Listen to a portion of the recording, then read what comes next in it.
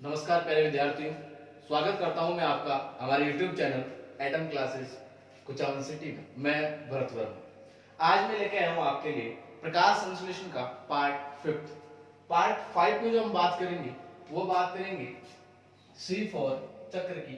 किसकी? C4 चक्र। इसे दूसरे नाम से जो है हेज व स्लेक चक्र के नाम से भी जाना जाता है। किसके नाम से? हेज व स्लेक चक्र के नाम से भी जाना जाता है। क्या होता है C4 चक्र? तो इसकी बात करते हैं। तो क्या होता है कि वायुमंडल में जो CO2 होती है, वायुमंडल की जो CO2 है वो क्या करता है, रंध्रों की सहायता से जब पादप में जाती है। किसकी सहायता से? रंध्र की। हम जानते हैं कि रंध्र जो है वो लीफ जो होती है, पत्ती जो होती है, उसकी जो है सतह पर पाए जाते हैं छोटे छोटे जो है छिद्रनुमा संरचना। यहाँ से CO2 क्या करेगी? अंदर प्रवेश करेगी। तो वायुमंडलीय CO2 जब पत्तियों के अंदर आती है तो इस दौरान क्या होती है कि जो पादप की जो पर्ण मध्योतक कोशिकाएं हैं, जिन्हें हम क्या बोलते हैं? जिन्हें हम बोलते हैं मेसोफिल। क्या बोलते हैं? मेसोफिल सेल, जिन्हें हम मेसोफिल सेल कहते हैं। ये जो पर्ण मध्योतक जो कोशिकाएं होती है, यहाँ पे क्या होता है कि CO2 को ग्रहण करने के लिए सर्वप्रथम जो होता है कंपाउंड होता है पेप। कौन होता है? फोस्फोइनोल पाइरुवेट, पेप। यहाँ पे ये क्या करता है, एक एंजाइम की उपस्थिति में पेप कार्बोक्सिलेज, क्योंकि जहां जहां CO2 ऐड होता है ना, वहां पे ध्यान रखना कौन सा एंजाइम काम करेगा? कार्बोक्सिलेज काम करेगा। और जहां जहां से CO2 बाहर निकलता है ना, तो वहां पे कार्बोक्सिलेज के आगे क्या लग जाएगा? डी लग जाएगा। मतलब हम बोलेंगे डी कार्बोक्सिलेज। तो आपको हमेशा डिफरेंशिएट करना है कि कार्बोक्सिलेज का मतलब क्या है और डी कार्बोक्सिलेज का मतलब क्या है। तो कार्बोक्सिलेज का मतलब क्या हुआ? Adding of CO2। And D carboxylase का मतलब क्या हुआ? Removal of CO2। तो नाउ देखेंगे हम यहाँ पे, तो वायुमंडल से जो CO2 आया था उसको ये पैप ग्रहण करके क्या करता है, यहाँ पे सर्वप्रथम प्रथम स्थायी उत्पाद OAA, ऑक्सैलो एसिटिक एसिड, जो क्या है कि 4 कार्बन युक्त कंपाउंड होता है। इसी कारण ध्यान रखना C4, मतलब इसी कारण क्या हुआ था, इस चक्र को नाम क्या दिया गया है? C4 चक्र नाम दिया गया है, क्योंकि तो फर्स्ट स्टेबल प्रथम स्थायी उत्पाद जो होता है वो कौन होता है डियर स्टूडेंट? वो होता है oxalo acetic acid.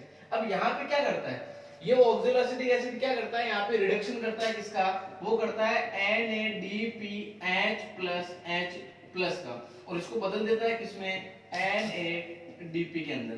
NADPH plus को रिडक्ट करते हुए NADP में बदल करके क्या करता है, यहाँ पे बनाता है 4 कार्बन युक्त क्या अगला कंपाउंड बनाता है? मेलेट। क्या बनाता है? मेलेट। मेलेट क्या एक प्रकार का आयन है।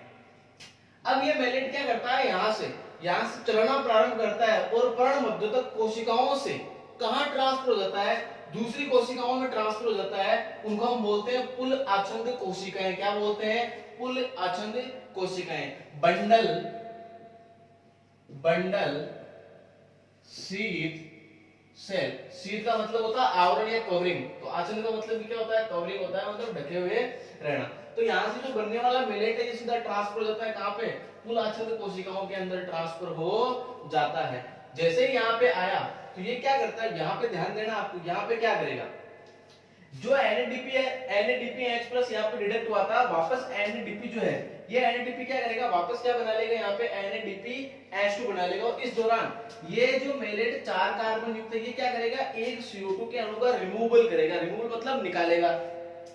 तो हम जान सकते हैं कि यहाँ पे एंजाइम क्या आ सकता है? डिकार्बोक्सिलेज आ सकता है। तो CO2 को जैसे निकालेगा तो यहाँ पे एक दूसरा एंजाइम काम करेगा, जो हमने पढ़ा था कहाँ पे? पिछले पार्ट 4 में हमने पढ़ा था कि जो C3 चक्र की जो सेकंड स्टेप हमने पढ़ी थी ना, राइबोलोज 1,5 बाइफॉस्फेट का क्या फॉस्फोरिक कार्बोक्सिलेशन, सॉरी। तो वहां पे क्या देखा था हमने, RUBP क्या करता है 6CO2 + 6H2 से जुड़ता है और क्या बना देता है यहाँ पे 3PGA बनाता है। याद है आपको डियर स्टूडेंट? 3PGA बना देता है। तो यहाँ पे क्या करेगा, ये जो CO2 यहाँ से निकला है तो RUBP की उपस्थिति में ये CO2 कहाँ चला जाएगा, और हम जानते हैं कि यहाँ से क्या प्रोसीड हुआ था, C3 चक्र। तो यहाँ पे क्या चल जाएगा, C3 चक्र। और हम जानते हैं कि C3 चक्र का मेन काम क्या होता है, क्या बनाना, शर्करा का निर्माण करना। मतलब यहाँ पे क्या बना देगा, वो ग्लूकोज बना देगा था, जो हमने पहले ही पढ़ लिया है C3 चक्र के अंदर। अब यहाँ पे क्या होगा, जैसे ही मेलेट क्या करेगा, यहाँ पे CO2 को क्या करेगा, रिमूव करेगा, तो ये बना लेगा 3 कार्बनिक कंपाउंड एक अगला, उसे हम बोलते हैं पाइरुवेट। क्या बोलते हैं? पाइरुवेट। कहाँ बन रहा है पाइरुवेट? पुल आच्छादित कोशिकाओं में बन रहा है, ध्यान रखना। ये पायरुवेट क्या करेगा, गति करेगा, स्थानांतरित होगा कहां पे, वापस पुनः किधर, प्राणमध्योतक कोशिकाओं के अंदर। और यहाँ पे जैसे आएगा तो ध्यान देना, यहाँ पे ADP plus IP, adenosine diphosphate और आईपी मतलब इनऑर्गेनिक फॉस्फेट, दोनों जुड़ के क्या बनाएंगे, एटीपी बना देंगे, एडेनोसिन ट्राइफॉस्फेट बना देंगे, जो एनर्जी क्या है, पादप के लिए एनर्जी है।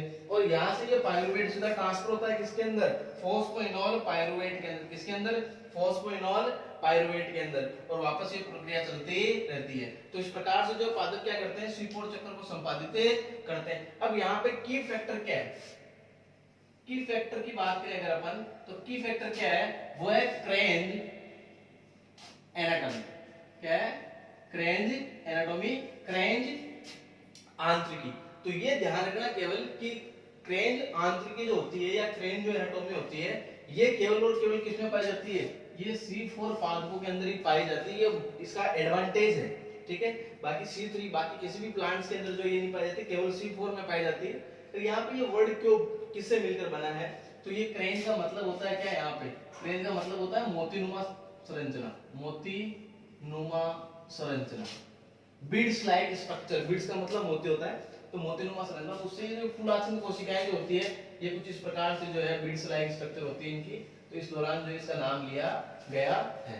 तो ये होती है ये था हमारा C4 चक्र संपूर्ण, और C3 हमने पढ़ ही लिया है। तो इसके बाद में हम जो है अगले वीडियो जो प्रकाश संश्लेषण का पार्ट 6 जो आएगा, उसमें हम बात करेंगे कि difference between C3 and C4, इन दोनों के बीच में डिफरेंस देखेंगे। तो आप कंप्लीट ये जो है आपको समझ में आ गया होगा।